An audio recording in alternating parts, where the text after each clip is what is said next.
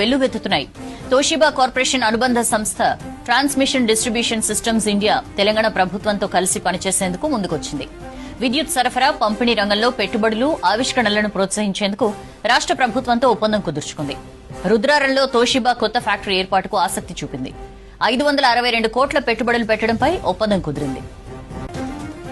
ఈ ఒప్పందం ప్రకారం హైదరాబాద్ సమీపంలోని రుద్రారంలో టీటీడీఐ సర్జ్ అరెస్టర్స్ తయారీ ఫ్యాక్టరీని ఏర్పాటు చేయనుంది.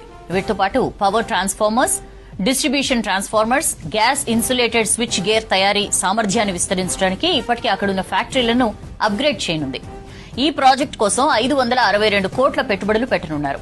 అత్యాధునిక టెక్నాలజీని ఉపయోగించే ఈ కొత్త ఫ్యాక్టరీ విద్యుత్ రంగంలో పెరుగుతున్న డిమాండ్ను తీర్చడంతో పాటు ఉద్యోగ అవకాశాలు కల్పిస్తుంది.